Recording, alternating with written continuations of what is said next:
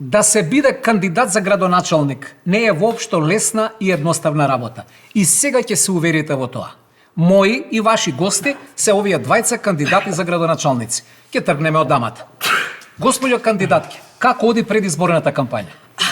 Како оди? Од град у град, од село у село. Ако ми веруваш, штиклите се ги испокрши. Како што можете да приметите, гласот ми е залепнат, воопште не е лесно да се биде. А од што ви е залепнат глас? Како од партијата ни рекоа, многу убаво ќе биде, многу убаво ќе биде ако кажувате на народот дека многу го сакате, дека ваква чешма ќе направите, онаква чешма ќе направите, дека паркови нови ќе изградите, така е, ќе ми ја средите убаво општината. И дери се, ваму, дери се таму, и му викам на маж ми, Клавир Петров да беше, ќе се раштимаше, не мојот глас.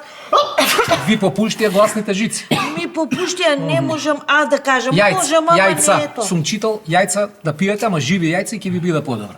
Ви благодарам сега за сега. Слушнавме дека вие кивнавте, нека вие на здравје. На здравје и од мене.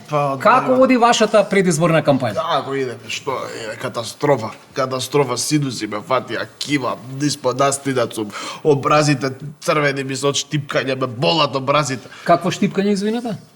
Кога се сретнуваме со членството и со народот, и нели се поздравуваме, се гушкаме, се бацуваме, и дел од луѓето ме лигават. По образ друг дел, вака ме штипка, буце браво,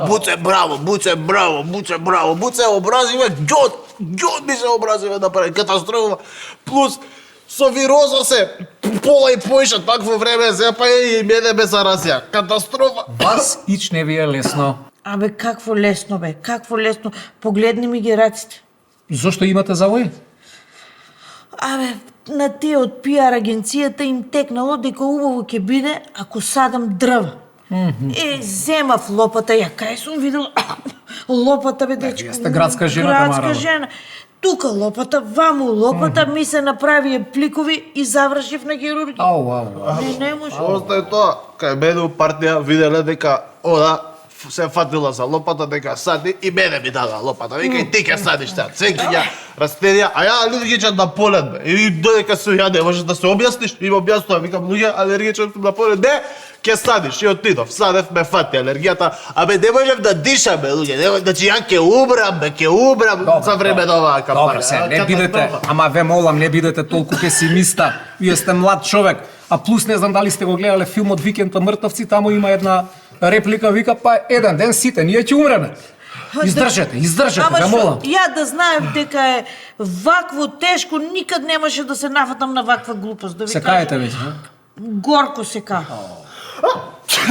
Ајде пак нека е на здравје. Ајде, фала. Колега, трептен сега се. Ја имам теретада. Значи, и по сала, по цел ден ми се шетаат коковчиња, ухеланџиња, згодни. Место ја тоа да го гледам, да уживам во таа гледка, јас се нафатив ко будала да идам да се објаснувам на лукосани баби и дедовци дека ќе ја биде Македонија бабица. Право. Добра сега. Што и да кажете, ја ве разбирам, тешко ви е. Меѓутоа, што и да кажете, има една работа која што не треба да ја заборавиме. Ако случајно станете градоначалници, па таму ќе имате мендирчиња, па ќе има натего, дај ми го, стотици илјади евра се во прашање, нели? Така е. Затоа се нафативме. Ние се нафативме за да се нафатираме. Не ми требаше ова. Бришио, се зезам. Ова беше искрено. Значи се нафативте за да се нафатирате. Бришио. Ајде, идам да бришам. На здравје.